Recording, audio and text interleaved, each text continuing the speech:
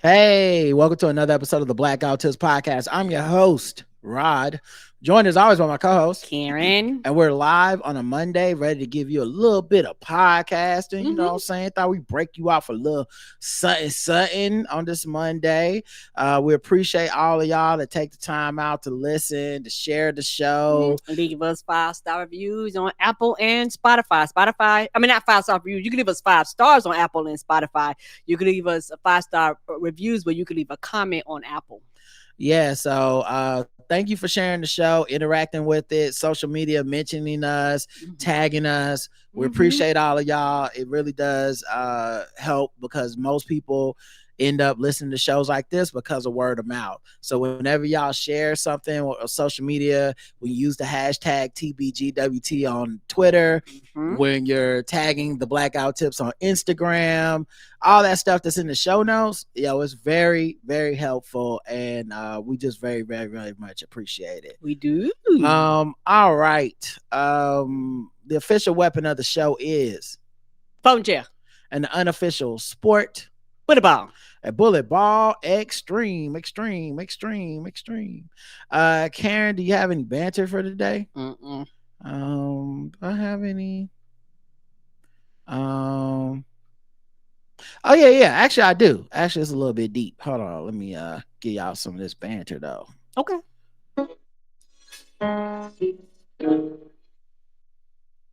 Psycho music.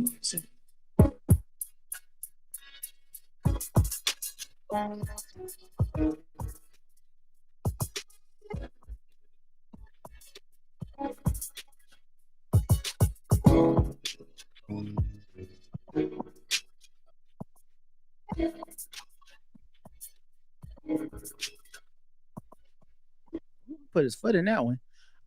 Psycho music. All right, so the couple things I wanted to bring up. First is an easy one that's light. It means nothing. But I was thinking life must have really been boring as hell whenever somebody wrote the song Rockin Robin. Cause nothing was going on that day. Nothing. Just watching the Robins. Somebody said it's about hand job, but then I asked them to explain, and they never sent me a link or explained on the. So no, they were like, "You don't know what it's about." No, nigga, no one does. I think it's about a bird that's singing. That's what I thought it was about. I mean, that's what the words say. Now, if it's another code to it, let a brother know. I'm always game to learn about some new stuff, you know. And then the other thing, of course, is that Race War 3 is off to a rip-roaring start. Yes, it is. Caitlin Clark didn't make the women's Olympic team, which I don't know what kind of delusional person would have been expecting her to make the women's Olympic team. Correct. Just because it's, well, you know what? The kind of person that doesn't follow WNBA, the kind of person that is only in it for Caitlin Clark. And I'm not just talking white people. Okay, Shannon Sharp and Stephen A. Smith are on that bullshit too. But where they just wanted to skip the line. And the point I wanted to make, because I think that's a ridiculous thing. I don't think she should have made the team. No. And not even over Diana Taurasi. There's a lot of actual sports reasons that I could get into, such as the time to practice with the team, which she hasn't had. The fact that she's coming straight from college into the WNBA. She hasn't even had time to work with her teammates and on the Indiana Fever, let alone the 8 titles winning, 8 gold medal time champs of the WNBA. Not to mention also there's no way she'd be getting major minutes because she'd be a rookie. Right. And you know, it's like people keep making this Christian Laettner comparison. Christian Laettner wasn't playing though. Like, yeah, Christian Laettner was on the team because of the rules at the time for the Dream Team back when Michael Jordan and them did the Dream Team, but he wasn't playing. He was just on the team. Like, right. He might get in if you get up 30 against Angola, then you throw him on there. So why are we even acting like this is some major deal? Like, who people are, if you came to watch Caitlin Clark show out on the national stage, you're gonna just end up being mad at the Team USA. And so this whole thing has been about like not letting her earn things, not letting her cook, not letting her to show her talents. You don't really give a fuck about her needing any rest or anything. Nope. After this whirlwind 3 or 4 years she's having right now. You're stripping of her agency. Yeah, like it's wild. I think I'm a Caitlin Clark fan. I think she's literally about to turn the corner on her rookie season because they're not playing every fucking 12 hours anymore. Right. I'm watching them play the Sun right now, and she just hit a 3. So like, I really think that if you're really a fan of her, then obviously you would want to see her earn her spot and cook. What's happening is there's a scarcity mindset and a desperation mindset, and ultimately a white supremacist mindset that we need to strike while the iron's hot. White people, let's be frank, white people who don't normally watch this black queer woman sport will watch Caitlin Clark. So we need to do as much as we can to trick them. Basically, we're going to sprinkle some Caitlin Clark over these black queer women and trick the world into thinking it's her league. It's really about her as the face on the front of the league and the flag and all this. Keep in mind, plenty of white women already in the league. Plenty of them balling. Decades, yes. Some of them about to fit to be on the Olympic team again. Yes, they are. Again. Yo, no school. Breonna Stewart, Donna Taurasi, like they're coming back. I think Kelsey Plum's on there. Like, but it's just so many spots, and everybody can't make it, especially somebody hadn't proven themselves just yet, right? But it's all about courting the attention and the stuff like that. So here's my deeper point. I think the WNBA and Team USA are actually doing a better job of marketing, not giving her unfair treatment, than if they were giving her unfair treatment to promote her over everybody. Agreed. Because what many people have not stopped to comprehend yet is you're only talking about this because you feel like she's not just getting pushed to the front of the line. You actually would not be talking about Team USA if she made the cut. You would not. Think about it. Is it a 2 segments on First Take if she makes the team? It's a short segment of like, maybe they'll bring on a couple people that say she shouldn't have made the team. And y'all ignore the shit out of them. Right. Like, that's the thing that nobody's realizing yet, is all the stuff that they're doing is actually making us talk about the league. You don't talk about this. You don't talk about things when they go right or how they supposed to go. And that's one of the reasons that I'm not really jumping on nobody was talking about this before. Right. Nobody was talking about it before because the league was being run right as far as the on the court product. Yeah. None of us was like, man, the problem with the WNBA, they not letting Breonna Stewart score. None of us thought that shit, not one time. No TV, no podcast, radio show, TV show. No one ever thought about that shit. This obsession with Caitlin Clark that has taken America by storm in this race war is so disingenuous. Someone on my Facebook page was like, a black woman, in all fairness, was like, well, I think they should cut Donna Taurasi and put Caitlin Clark on there because the women's game needs to grow and they need the eyes and stuff. And I said, yeah, I don't really agree with that. Because one, if they cut Donna Taurasi, there's still people ahead of her that are averaging stuff like 26 points that ain't make the cut. Right. But the second thing is, if it was about attention, we would be bringing up Angel Reese. And 0 people, 0 articles had anyone in the headline but Caitlin Clark. There was no, this rookie class there was none of that. It was they don't care about it. Nobody else. They didn't say Aaliyah Boston. They didn't say Cam Brink. They didn't say Angel Reese. They didn't say Cardosa. This was 100% just a Caitlin Clark focused thing. And I think the world needs to see somebody stand their ground. I think it'll be better for the integrity of the league. Right. Because treating the league like a gimmick that has to capitalize like a flash in the pan before everybody realizes they hate this sport. Right. Treating it like that is exactly how it will fail. If you treat it like it's a card, like it's a shell game where you keep moving things around so nobody notices they don't like this league. Like it's a circus, like you're not, like it's something to joke at. Like these women aren't professionals, and like you really the way some of these people are acting, y'all act like these women aren't competitors, these women are hard players, like none of that shit. Y'all act like she's just supposed to come in here and waltz her way to the front of the line. And also, like, Team USA isn't a meritocracy, essentially. Like, we are bringing our dogs. This isn't, if Team USA was just a promotional opportunity strictly for the WNBA and not a America trying to win games in the sport, then actually they shouldn't have been sending any of these players for the most part.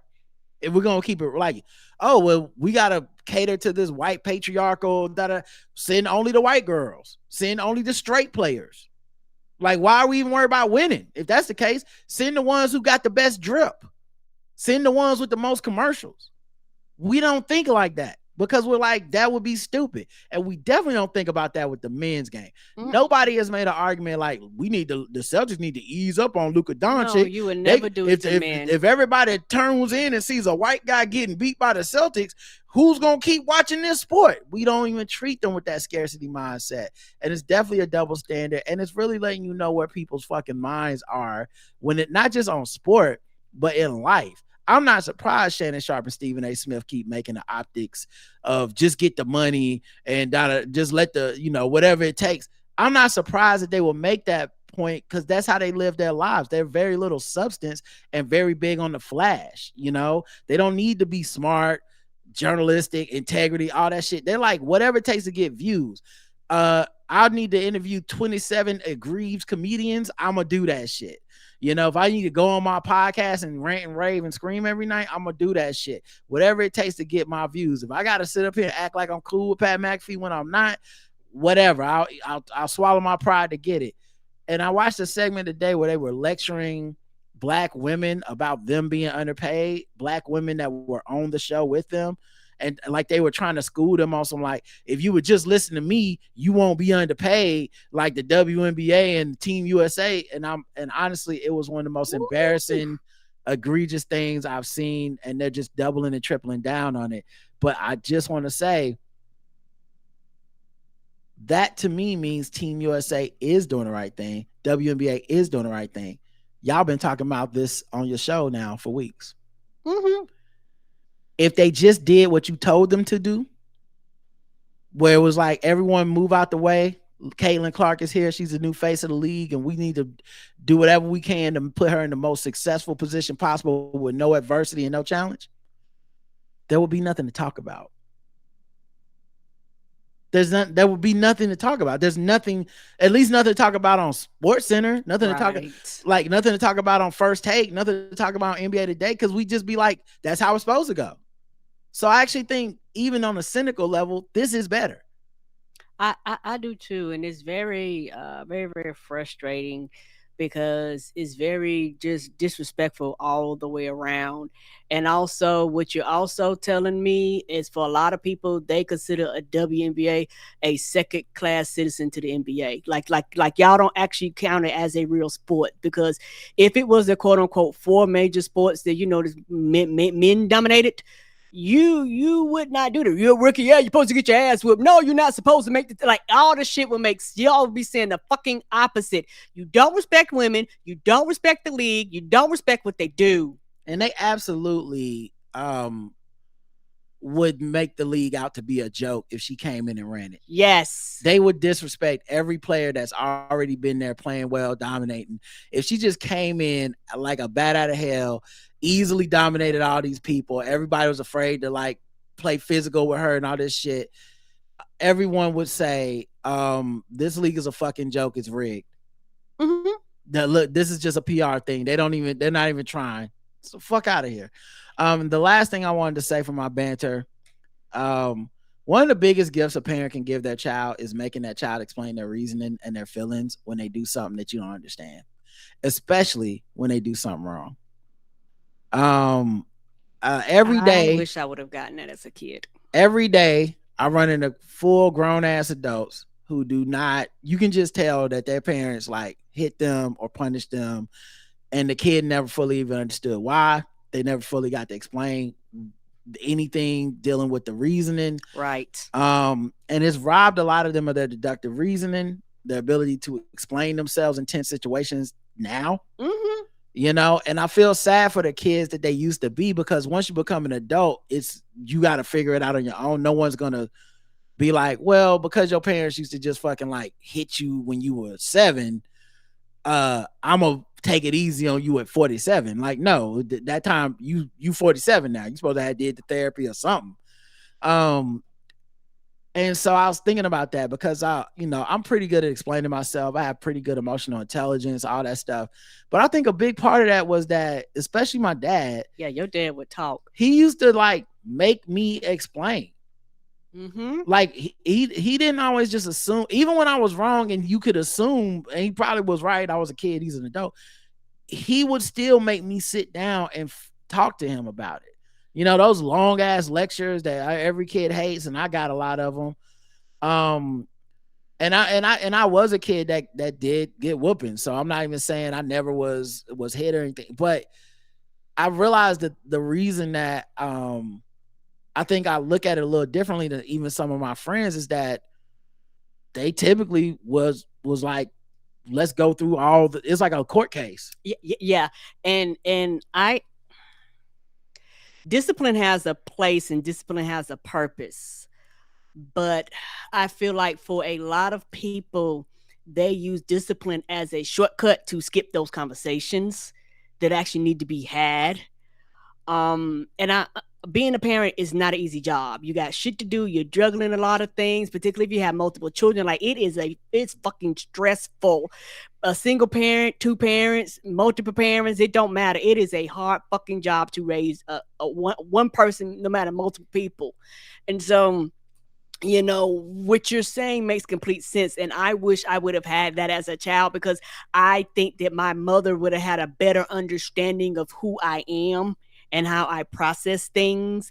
Because I'm gonna keep it real. I love my mama, but she doesn't know me. She doesn't know who I am. She doesn't know me as an adult, because she never took the time, nor was it required of her to know me. Like I said before, children are required to know their parents' idiosyncrasies and how they tick, what makes them mad, sad, happy, depressed. They have to know this because they depend on you for survival. It is not an obligation for the parents to actually get to know the personality of their children unless they want to. Yeah, and I think I remember going out like my friend's house and stuff, and when they would get disciplined, a lot of times they would just get like hit, like there's no talk, there's no, it's very emotional, like people hitting kids until they don't feel emotionally the way they felt when they hit the kid. Mm-hmm. And I know it's very normalized. I'm not really even casting the like judgment or the I'm better, like that's implied, and how you feel about that. Hopefully people are always evolving on that and getting to a place where they realize corporal punishment has a lot of downsides to it. But the bigger point being, like, I noticed that there was no like chance to be heard. Right. And it's important that your kid need to be heard. Now, it's not, every kid's not the same. Not all kids are going to be reached. Not all going to take the lesson.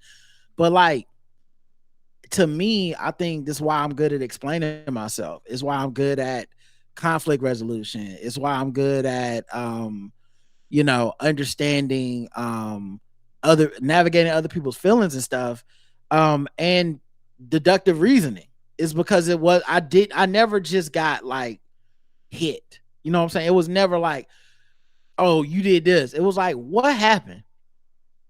Why did you make that choice? Why did you make that decision? What was going on in your mind? Like literally explain yourself. And something that I can say that I love about being married to you, you kind of had to challenge me. And over the years, I might not be quote unquote as good as you, but I am hell of a lot better of that deductive reasoning and being understanding and kind of analyzing and understanding other people's reasoning on why they do things and adjust myself accordingly to their actions, without it being an emotional explosion. Sometimes, because it's not, because everybody's gonna feel these things, but you have to have a balance. And for me, I remember, and I've shared this story before, but I remember when I was in college, you used to I was having financial aid problems, and you was like, well, Karen, you need to actually get this fixed, because you're not going to be in school no more. And when I tell you, that was the hardest shit ever for me, because it was one of those things where I had picked up some of the habits of my mama, and I love her very dearly, but she doesn't want to take any accountability or responsibility. She just wants the word to go to float by, and then whatever happens happens, and then blame them for her lack of action or non-action and shit like that. And a lot of people function through the world like that. They just let shit happen versus saying, no, I'm gonna be accountable, I'm gonna be responsible, I'm gonna be proactive. Like, that's a part of being an adult. And you know, it's more than just paying bills and having kids and shit. It's the totality of who you are. And a lot of people haven't got to that point because they don't realize that it's just more than having a roof over your head and being sure that your children are close. Okay, it's that emotional piece. And I was a child. Every child is different, but I was a child that needed that. And I remember you was telling me that I need to get it fixed. And I would go to financial aid office, get back, and you would ask me about it, and I couldn't give you an answer. And I think it was like 3 or 4 times. Every time I went, I couldn't get you an answer. You was like, you got to go back. You was like, don't come back until you can give me an answer. And I'm very grateful and I'm very thankful for that. And it's a lot of people that actually need a person like that in their lives, because sometimes you go in, people use these big words and shit, and people go, oh, okay, and then they end up getting screwed over because they don't want to ask questions. And that process taught me, if you start using big ass words, what does that mean? What are you saying? Please explain yourself. And I ask these questions a lot of times, and I realized people go, I had that same question. Yes, bitch, because they use the words assuming that everybody know what the fuck they talking about, and everybody don't always know what you're talking about. And I don't want to leave here if I cannot explain this and break this down to somebody else. The point of this conversation is pointless to me.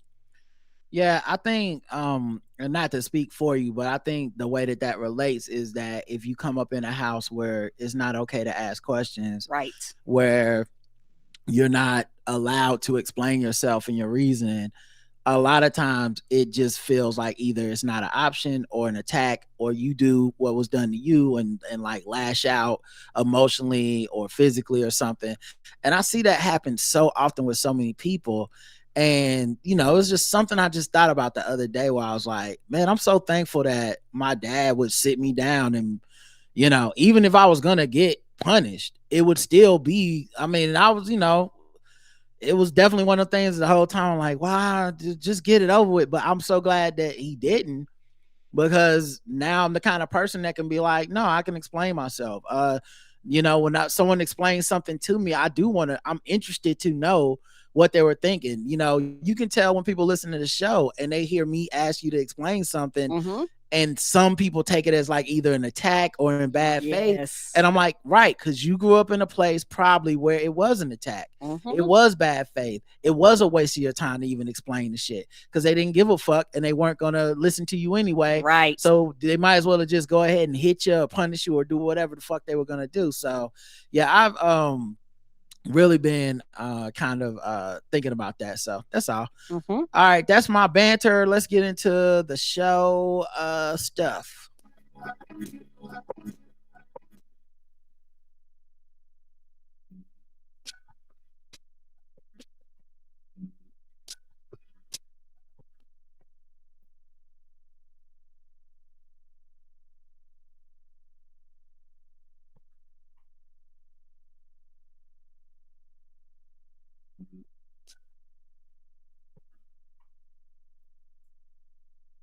All right.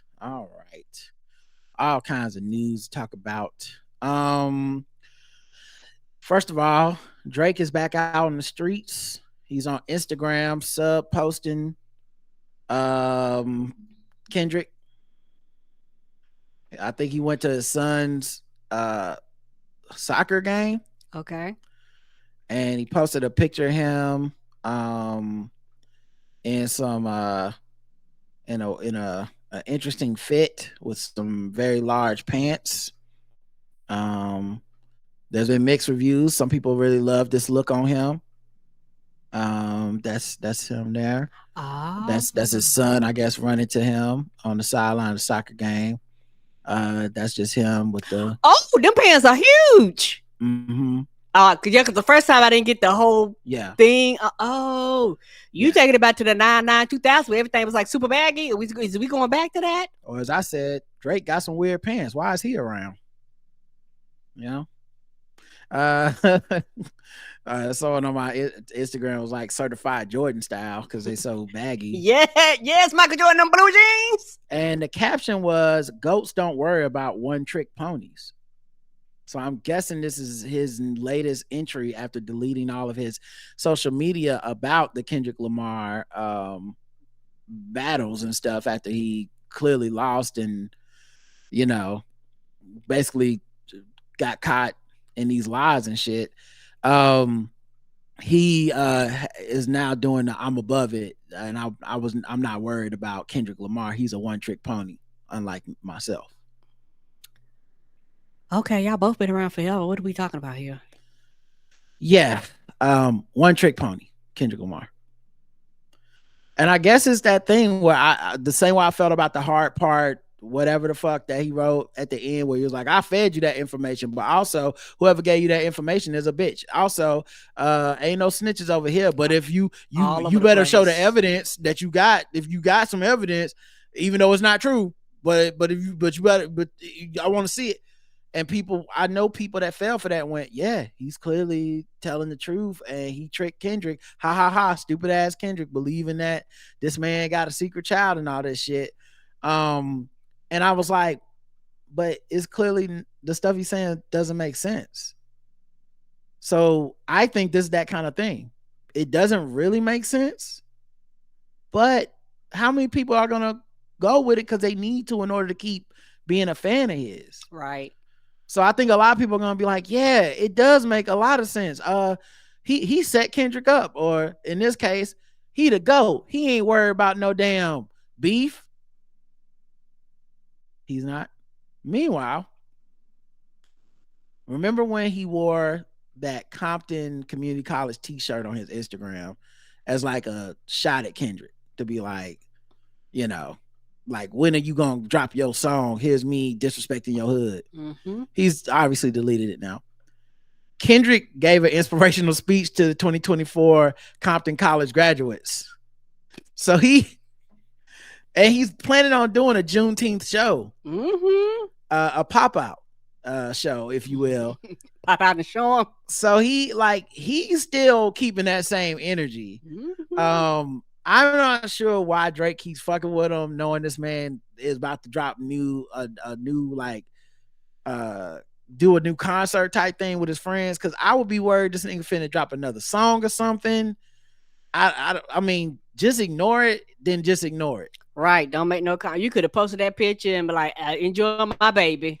And I know that he's still fucked up because on a recent appearance on the Joe Budden podcast, Elliot Wilson, who's like an esteemed hip hop journalist and a dude that tweets a lot, he's like instrumental in like Tidal and all of this stuff. Elliot Wilson, and I said this during the beef that Elliot Wilson got unfollowed by Drake, and he now said in this interview that Drake sent him a rat emoji during this, and then when he unfollowed him during this beef. So he's saying basically, you the snitch.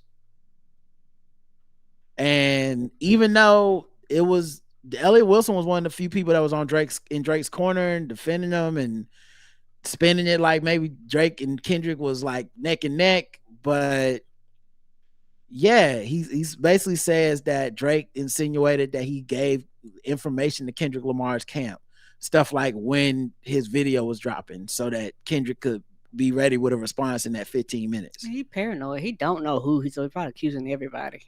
But I thought he fed Kendrick the information, Karen, and it's all fake, and he tricked Kendrick. So then why is there is no mole, there is no rat? That's what he said. So then why? Yeah. So then why is that? Right, because if you fed Kendrick this information, there's no rat then, right? Right. Right. Huh. So now, interesting to see. Interesting to see how that all unfolds. In other news, that's our. Oh, one more thing. Drake said the ESPN halftime show crew, the people that do the finals. He sent them all OVO like Letterman jackets. OVO is his brand, and they look like this, and they show like Brian Windhorst and some people like rocking them and having them. I think Brian Windhorst might. I don't know if he was the only one that had his on, but in the picture, he's the only one I remember having it on. I'm 100% convinced he sent this shit to them so they wouldn't play Not Like Us during going to commercial every day, every time. Because remember how they was playing. They was killing us with that, wouldn't they? Yeah, like it was everywhere. Particularly during the playoffs, where was a bunch of teams still in the playoffs. Yes, I'm 100% convinced he was like, if I send them this shit, they'll feel like some real assholes going to break with Not Like Us banging every fucking commercial break. I'd have still played it. It still bangs.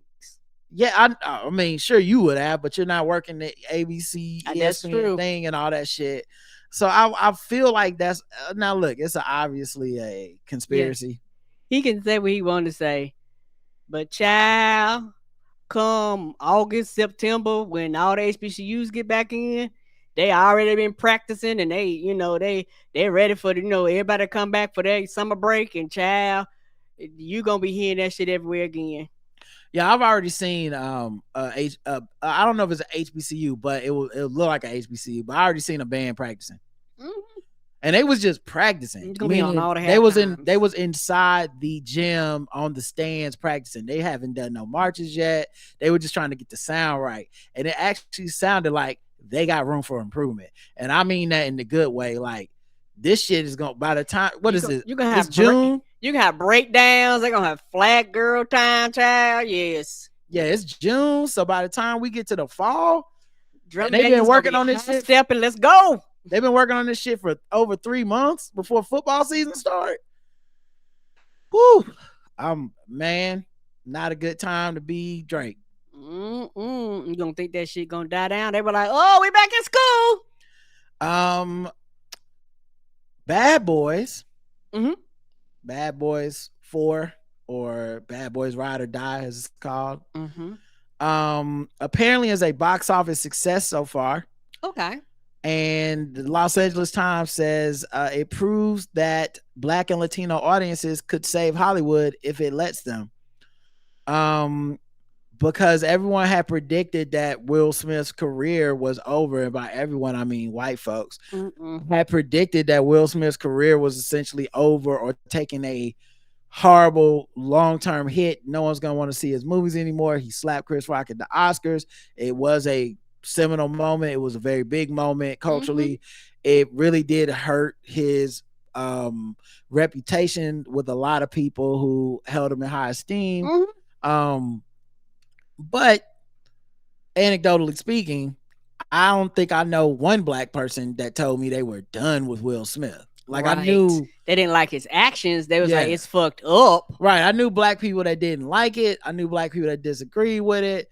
I knew black people that was mad about it. Yes, highly upset. Like on some fuck him type shit. But they weren't on some like, and he's done. I'll never go see a Bad Boys movie. Right. But it made $56 million, and that's a month after a month of like Hollywood essentially flops or underperformances at the box office. And not just underperformances, I think it's important to point out, underperformances with white folks. Come on now. Like that Furiosa is Anya Taylor-Joy, Ryan Gosling, and I forget the Fall Guy. Yeah, the Fall Guy. I forget the woman's name, but she's like a really good actress, and I love her in that Tom Cruise movie. But my point, Elizabeth Banks, maybe? Anyway, I don't know. Not Elizabeth Banks, it's someone else. All the white women look alike. My point being, these were movies that people were looking at like, hey, these are going to be the next blockbusters. These are summer movies. These are Emily Blunt. Thank you, baby. Emily Blunt. Thank you. EB, close enough. But yeah, so it's funny to see this happen because it's the one audience they always forget to serve. Oh yeah, we always underserved. They always act shocked and surprised. It's every time when a black movie is successful, it's a surprise. Every time, and then they immediately forget. Yes, every time. We gotta earn it again. Right. Then you have to fight for sequels and for shit to come out again. You be like, what happened to the Best Man Holiday? You be like, why we gotta wait 10 years to get a reboot? The fuck is this? He also this press tour has also really prioritized black spaces. So they've been going to black media outlets for the most part, which is extremely smart. Very savvy. Whoever put this press tour together is so smart, so savvy. Because black people never felt, and this is not a, I'm not gonna say anything delusional like Twitter did, where they're like, black people never liked Chris Rock. That's not true. That's not true. But black people never felt like this thing was the kiss of death to Will Smith's career. No. So just, of course, you can come on, talk. You can talk to Kev on stage about, of course. But because what's he gonna say? Fuck Will Smith? No, we love Will Smith. Yes, we do. And maybe Judd Apatow and those type of folks and the Hollywood press that's been writing about how his career's over and he can, he's banned from the Oscars and shit. Maybe those people won't fuck with him, but it's never been down for him over here as far as the approval rating. It's always just kind of been like, we still fuck with Will Smith. He had a bad night. Right. So yeah, shout out to Bad Boys. We did a review of it. If you're a premium member, it was good. You can go listen to our review of it. I enjoyed it tremendously. And I mean, the word of mouth on it is great. So check it out if you want to. Let's see what else happened in the news. Nick Cannon wants to give all 11 of his kids the opportunity to connect with him on Father's Day. I think I'll be on a Zoom meeting call. I don't know. He's partnering with Dr. Squatch, a men's natural soap brand. And he says he's excited to bond with all of his kids during the big holiday. It's definitely one of those days where I get to be on my P's and Q's the entire day. Or I got to be. It's supposed to be a day where I get to rest, but I want to give all my kids the opportunity to connect and give me gifts and all that type of stuff. It's a fun day. I appreciate all the love that I get on that day. He's a dad to 12 kids. They name all the kids. He's also a father to 2 children with Alyssa Scott. Oh, wait, they said they didn't name all the kids. They named 10 of them and then some more kids. So yeah, he's got a lot of kids, and he's also wants you to buy some Dr. Squatch soap, which I guess, I mean, I'm not planning to buy soap because Nick Cannon endorsed it, but I guess, it's better than buying like Nick Cannon endorsed condoms or something. I wouldn't even waste my time. Never buy them. Them bitches do not work. I'd rather use the pull-out method. Yeah. You have a better chance. So yeah, that Dr. Squatch commercial disguised as Nick Cannon. Now who's running the Google Calendar invite? I have no idea. I feel like he's gonna have to basically do a press junket. Like when people go to promote a film and they sit down, he's gonna sit down with a kid for 5 minutes, and then an assistant gonna come in, whisper in his ear, and be like, "All right, guys, Nick's had enough. Nick has to get to his next appointment with his other child. Yes, they're gonna rush you out. Golden Cannon will be coming in soon, so I'm gonna need you guys to leave. I'm sorry to the other cannons, but we can't do that. You've had enough time, powerful Queen Cannon. It's gonna be a round table. Yes. If we keep going, we'll have to cut Mixolydian and Zillionaire Cannon, and we can't have that because that then disrupts the time for beautiful Zeppelin, who obviously needs to take a nap by 3:15. So let's just wrap it up, kids. That's enough of your father. Let's see what else is happening. Chris Brown said cancel where? So I guess he was performing on his tour. It's called the 1111 tour, or wait, 1111. This is like Roman numeral II semicolon II. Chad, I don't know how to read Roman numerals. 22 tour? Gemini tour? The fuck is this tour called? I have no idea. I'm sure it means something. I'm not a big fan. But yeah, so he no, it's saying 1111 tour in the regular print, but then it's all right, whatever. The 1111 tour. So he went in Detroit, a sold out crowd. Okay. Because he's not canceled. And he said, for a nigga they say got, oh wait, I can show y'all this. Hold on. Why am I doing this when I can hit play? Here you go. This is him at his concert. Blackball. This all those blackball.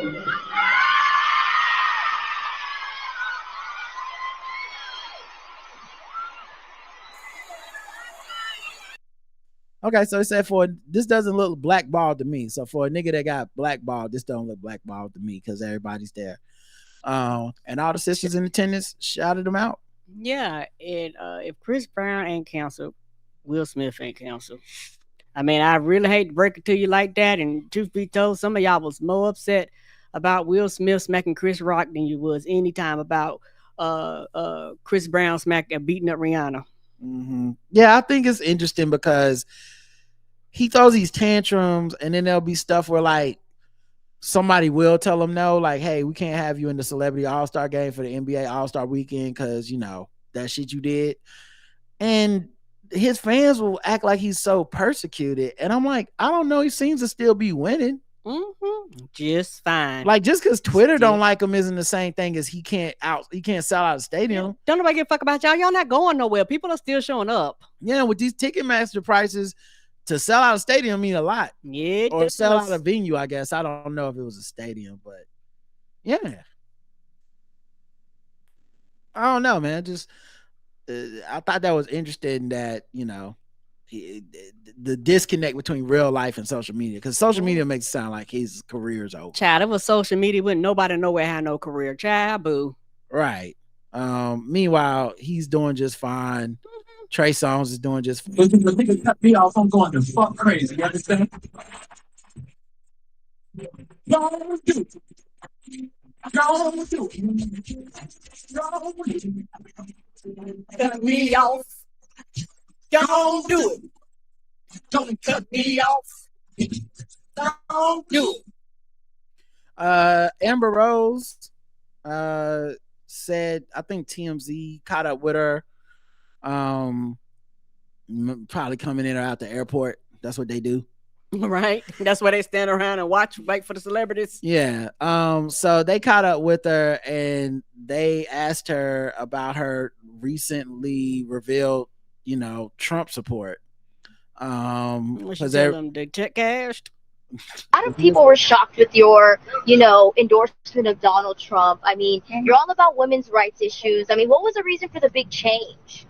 Is Donald Trump not for women's rights issues? I mean, I guess a lot of people were asking. He's trying to make America great again. That's for women too, right? That's true. I mean, okay. So there you go. I know. Does him getting convicted like change the way you view him? Not at all. I mean, do you think it'll help his chances like getting like reelected, or like you'll hurt I think it helps him more. Oh, it helps him more. Yeah, absolutely. I think people see the injustice and what happened, and they want to vote for him more than ever.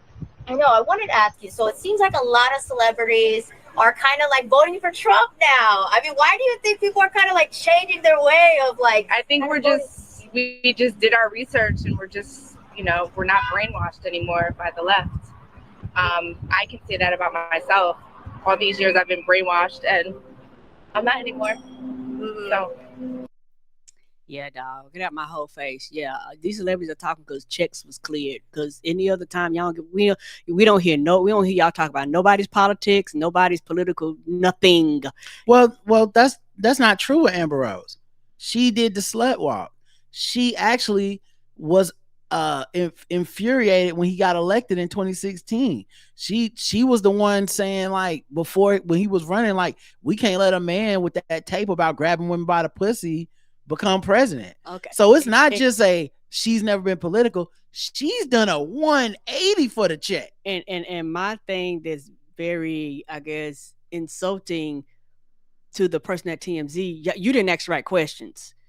They're not prepared, and that person sounded white, to be honest. That makes sense, because I was like, you're not asking correct questions. Yeah, I think TMZ doesn't give a fuck. It's just, you got 40 seconds to ask her something to try to get some type of clip, and any clip that you can get is pretty much acceptable. This isn't an actual interview. Right. And I think anyone with any actual gravitas would be a fool to interview her. Because even from those answers, you can tell she's not saying this from an informed place. Mm-mm. She's saying the platitudes that you say when you got a check. Like it's just that like what she did to earn that check was she did not um do an about face. And cause she can't possibly explain it. Right. So basically all she has left is to be like, I'll still support Trump no matter what y'all say. And then we're supposed to go, wow, so she still supports Trump. When it's women's like I said, the easy one would just be what happened with the grandmother pussy tape. That's an easy one. That's a layup. What about the fact he's a convicted sexual assaulter? Right. Like was convicted twice in civil court off of that. Mm-hmm. So what are we really like? What are you saying when you say he stands for women? He's gonna make America great again, and women is in America too. Like, okay, you don't really give a fuck. Nope. But shout out to her. We love to see a not black woman lecture all of us about voting.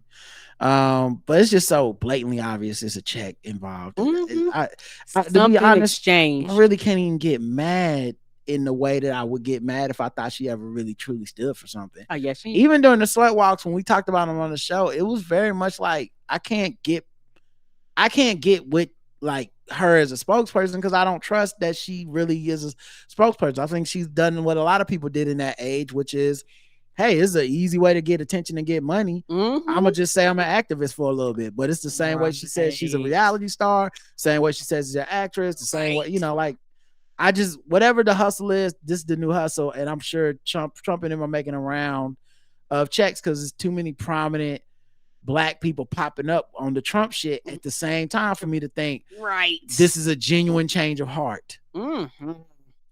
All right, let's move into something else. Let's do some fucking with black people. We're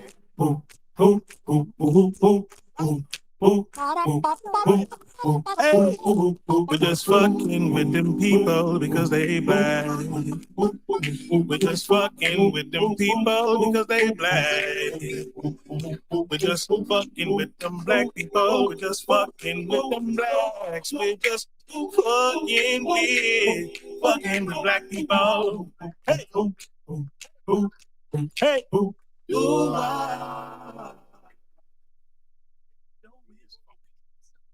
All right, fucking with black people. Go around the globe, find different articles. We read them, talk about them, and say how much we feel fucked with as black people in intervals of 25 up to 100. And if it's over 100, we'll go Dracarys. Today's contestants, everybody. Let's start first with Dr. Umar. And I got to say this, in all honesty, so far in 2024, dark-skinned black men are guilty of cooning more than any other black men. I don't want to hear nothing about the light-skinned brothers for the rest of the year. I don't want to hear nothing about the mixed race brothers for the rest of the year. So far in 2024, dark-skinned brothers, my complexion and darker, have been doing more cooning and participating in more bunny hopping and more racial betrayal than all the light-skinned men in Black America put together. Leave the light-skinned brothers alone. Leave the mixed-race brothers alone. Dark-skinned men are cooning out of control so far in 2024. All right. All I'm saying is that's hilarious. All I'm saying is Steph Curry made Good Times. He produced it. He made the cartoon Good Times. But okay, Dr. Umar, I hear you out. Karen 0 to 100.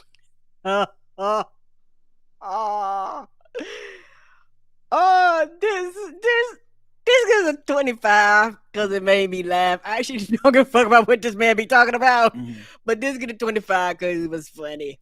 All right, I give it a 50 because it feels a little bit like he's low key trying to run cover for Drake, and I'm a little skeptical if that's what he's really doing. Because I mean, Kendrick wasn't cooning for the culture. I feel like he overstated a little bit, but I mean, he's not all the way wrong. You know how that goes. A man was charged for disrupting a high school graduation.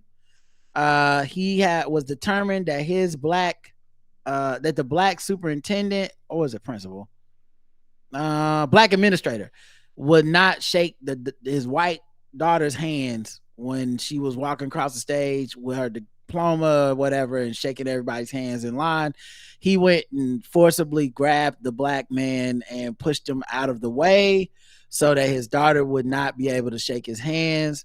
He stated he wanted to prevent Briggs, that's the administrator, Rainey Briggs, from having satisfaction of shaking his child's hand. So he went on stage to prevent that from happening. After he was remorseful, he stated he was, but only for his child's sake. The man's name is Matthew Kim Eddy, 49 years old. Many people did this like thing on social media where they tried to act like there's a scarcity of empathy that you can have. So when people see the video, a lot of people were like, damn, I feel bad not just for the brother that this man put his hands on at work who couldn't knock him the fuck out.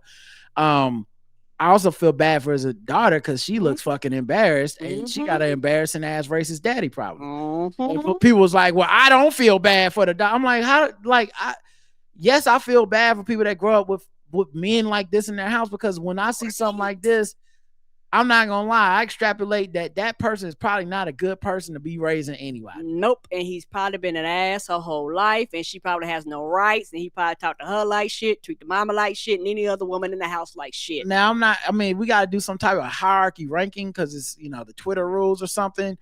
Just leave me out because I think this man was terrible in many ways in that moment. But yeah, obviously putting his hands on his brother at work who can't fuck him up, which always resonates with me as a person that's just like, for the most part, people that leave me alone. Because I'm not saying I'm like the biggest, toughest guy, but it would be a fucking to-do to have to deal with me physically. So it's just like, let me just leave this dude alone. And I don't blame him. I feel the same way about people all the time, but I'm walking around not trying to be a dick or anything, but right.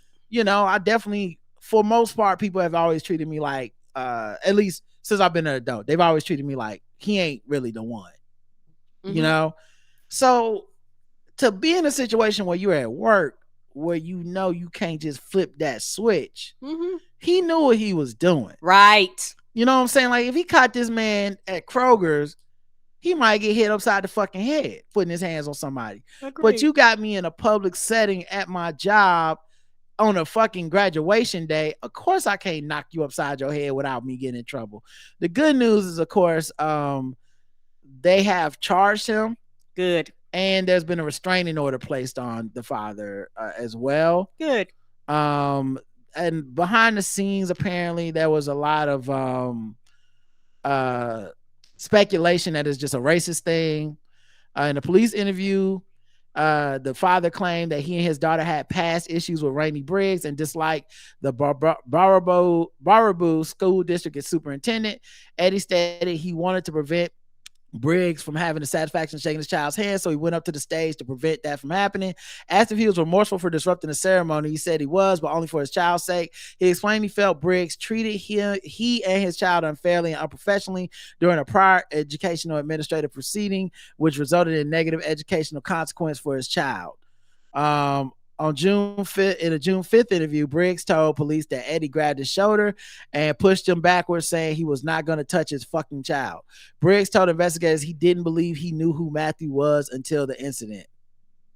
So you saying it was like some personal beef. He's like, I don't know you.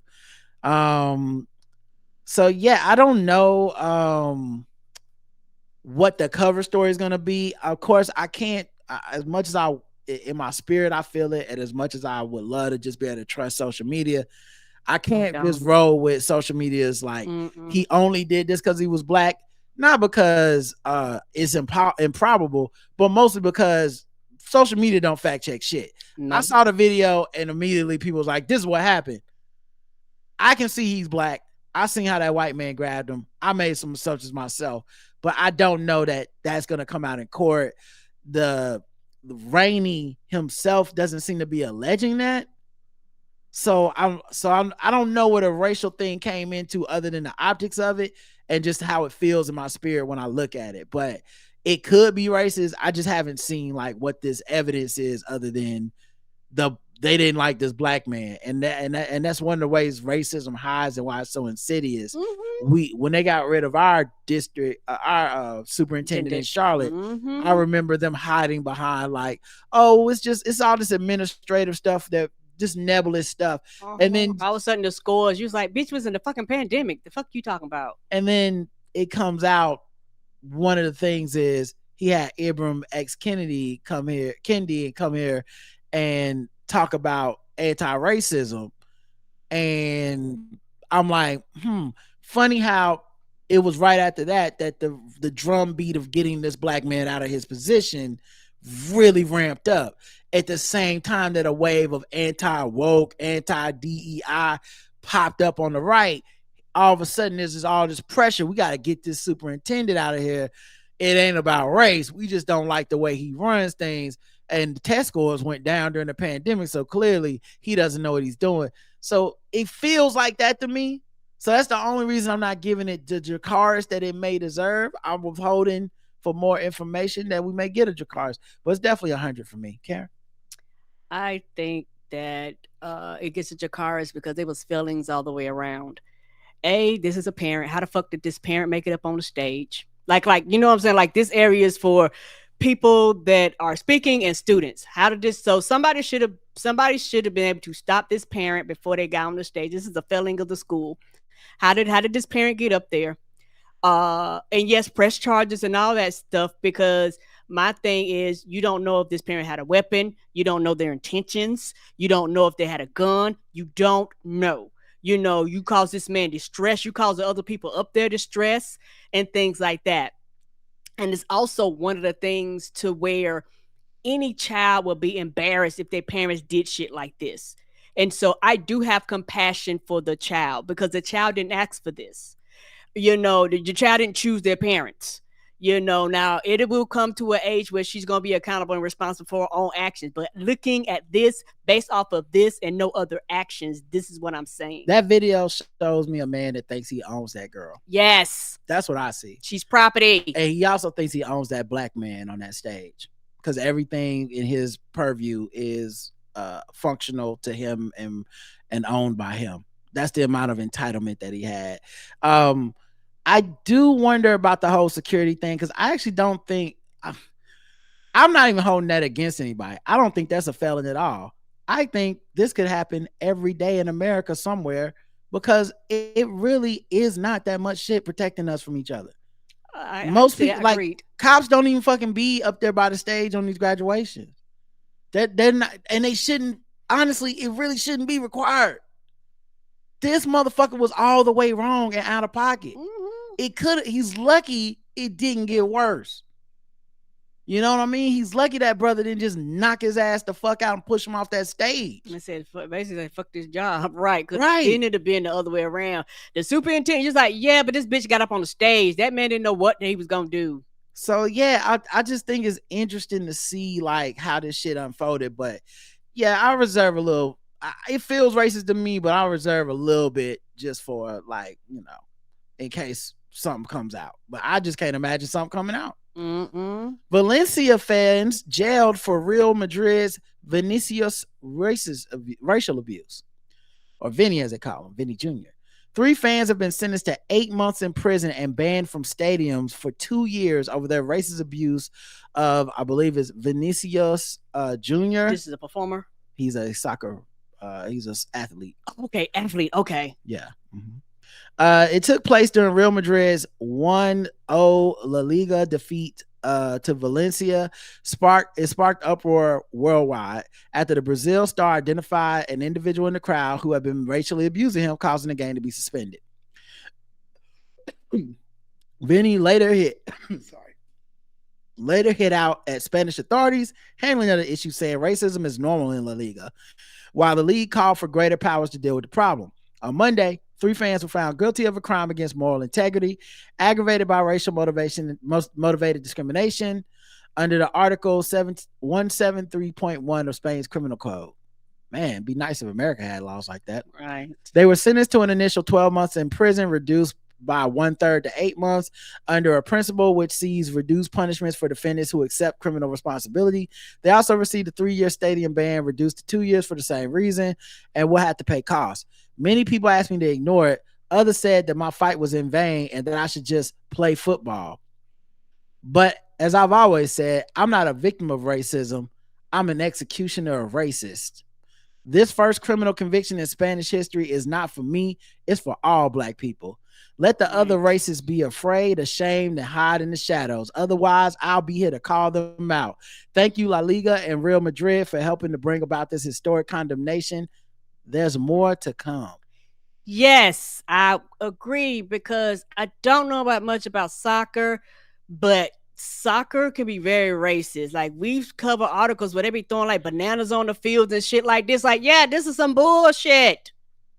Yeah, I just want to say. And he like, I ain't never scared. I just want to say. Thanks, noob. I love his energy. I love that statement. Did you tell the folks that?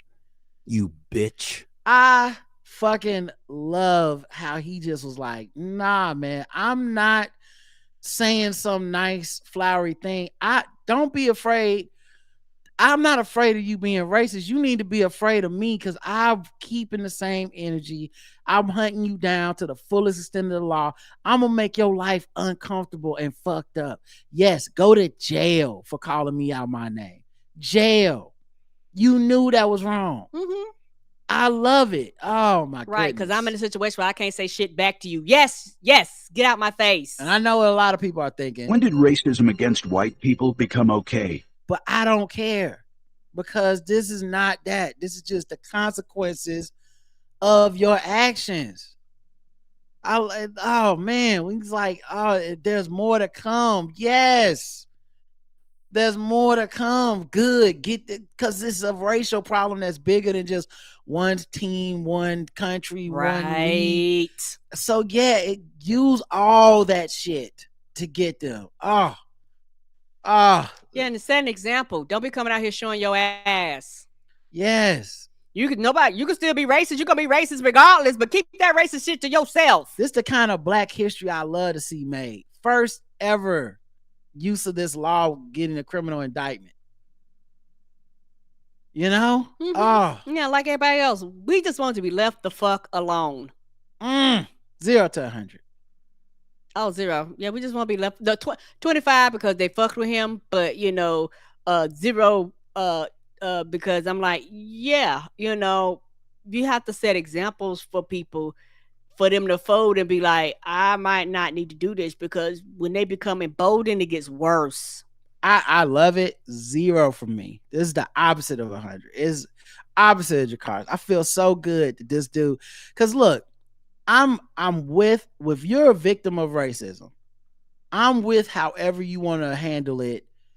That doesn't just like absorb that isn't anti-black. Like, right. So I'm with you saying, listen, some religion, I don't want to. Okay, cool. You don't got to. Mm-hmm. Hey, I just don't want to participate in this fucking legal system, like Christian Cooper said. Mm-hmm. Totally understand. Right. I ain't mad at you, brother. Mm-mm. Everything except for like the black people are the real problem. Like that shit I don't fuck with. But that just because I'm willing to and understanding of people that are like, I'm not trying to do this back and forth, doesn't mean I don't get excited when I see the people that want the smoke. Yeah. There are some people that just like, leave me alone. You and there was some people, he was like, I was minding my business. You fuck with me. You woke up a lion, and now you about to get your ass ate, because I'm not the one to fuck with. Everybody ain't gonna let shit slide. I'm very much a supporter of that. He's gonna need a wheelbarrow, man, for his milk.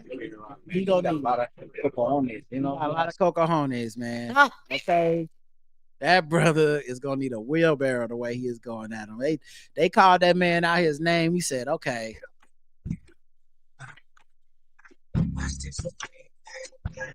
So yeah, absolutely support that one. That's my favorite story. All right, let's move on. Well, how long have we been going? Okay, just over an hour. We'll do one more. This ain't it. Pennsylvanians slam Jay-Z's Roc Nation for school voucher push.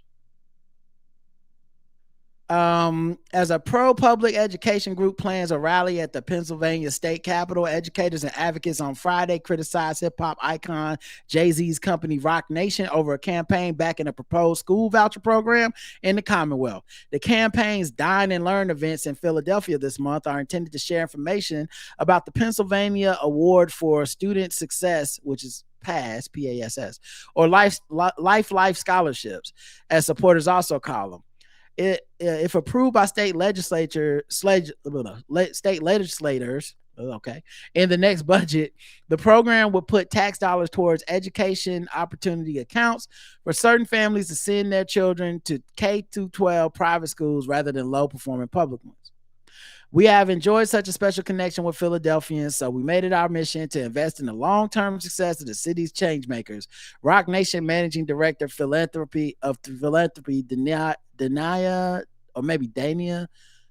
I'm going to go with Dania. Dania Diaz said in a statement, impact starts with the students and with awareness. We want to empower the youth and the families with the knowledge to pursue their scholastic dreams, making their voice heard, and become the leaders of tomorrow.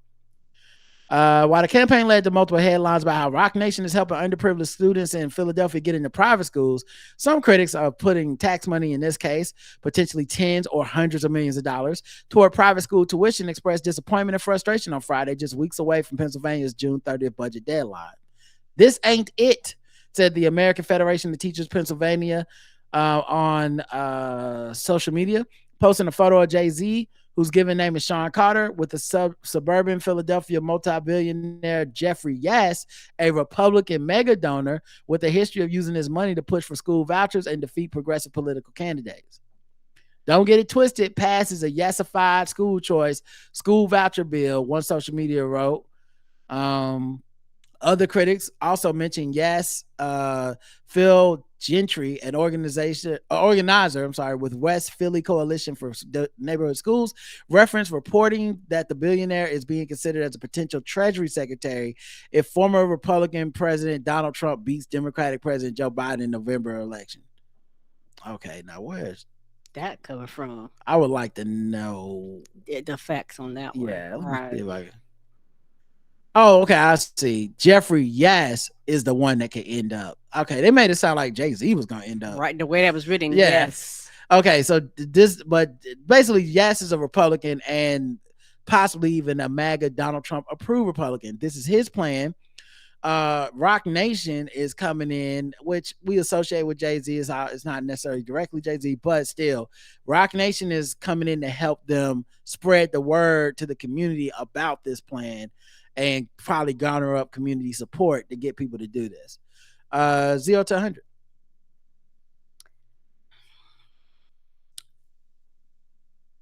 I don't know. And the biggest reason why is because it's one of those things where I don't live in this area. I don't really know all the details about it. But I know that no matter what Jay-Z do is never enough. No matter what Jay-Z does, he's fucking up. No matter anything he puts his hand on, people always cry and flop and fall out because it's Jay-Z, so it's one of those things where this is just me on the outside looking in. Like I said, I don't know how anything really functions up there. I know that a lot of these school vouchers and all this shit, a lot of it is, Republicans basically go in and strip the regular ass schools. They strip them of their money and all this shit, and a lot of people funnel their money and shit towards these private things, and it sounds like a lot of the regular schools don't have the fundings that they need. So this is one way to get these children into some of these higher schools that because they normally would have been in the schools left behind and all that type of stuff instead of getting into these voucher programs. So I do understand from that perspective. I give it 2 scores. I give it 100 because Jay-Z, people just automatically get mad no matter what he does. He doesn't do enough. He's not black enough. No matter what he does, it's just like, and I'm just gonna give you 100 off of that off tops. Maybe it's just me being sensitive, but I just know his name comes up, and I got to see the timeline fall out no matter what, and say it's fucked up just because his name is on it for whatever reasons.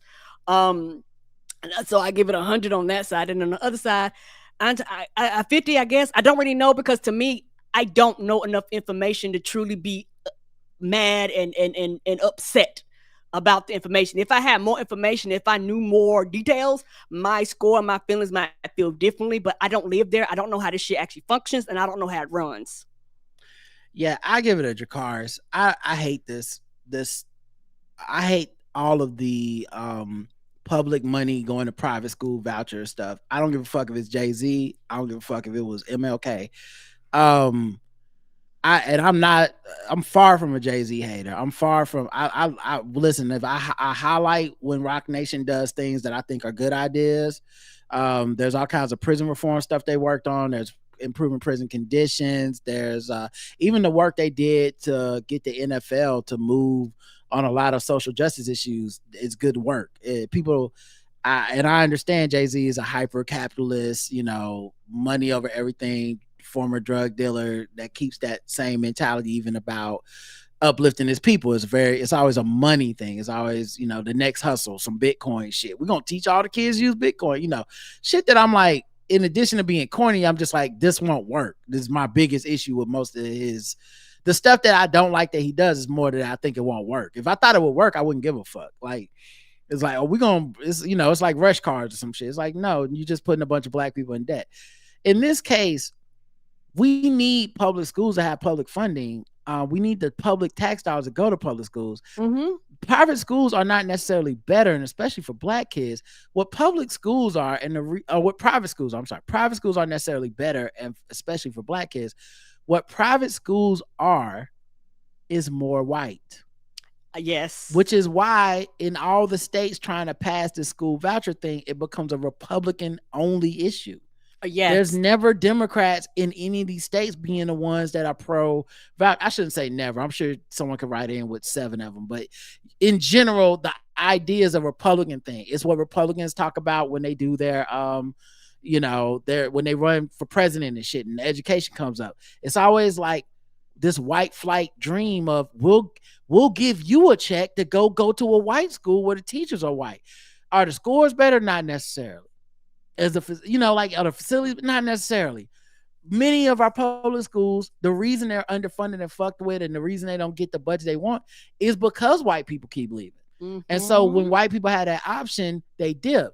Now maybe the idea that they're thinking is something to the effect of, now lower caste black kids will be able to have the option to do what the white kids did and do the black flight out of the black schools, leaving the neighborhood bereft of funding and attendance and all of that type of shit. But this charter school bullshit is nothing but a fucking slick ass money hustle that is absolutely based on a lot of racist framework that I can't support. And it don't matter that it's Jay-Z to me. I'd feel this way if any person was trying to carry water for this idea. So like I said, it's just really, I think it's a horrible look for him. Or I should say Roc Nation, because I keep conflating. I'm doing the same thing that the articles are guilty of and that Twitter's guilty of. Because part of the issue with Twitter is that it's we can shit on Jay-Z thing as opposed to this is Dania, whoever's idea from Roc Nation of what support is. And this is also why I was very wary of the Meek Mill push to get him out of jail. Not that I didn't want him out of jail. That's not what I'm saying. But when it becomes Robert Kraft and involved in it, Robert Kraft, who's cool with Donald Trump, you know what I'm saying? It starts getting to this point where but their criminal reform was not the same. That, when they're promoting the First Step Act and shit, freeing way less people than the Obama administration freed, but getting Van Jones to carry water for it, I'm not trusting of that. So, because these people never have anything positive in mind for us as a people when they do stuff like that. There's always a selfish angle. So, yeah, I give it a Dracarys, and I hate to see Roc Nation and Jay-Z's name even caught up in this bullshit, because I think it's a horrible, horrible idea. All right, that's it for fucking with black people. And that's an hour and 15 minutes. I'm gonna wrap this up. It's been a busy day for us and whatnot. I will give you a little sword ratchetness before we get out of here, because we got to do the sword ratchetness, and then come on back and see us later on in the week.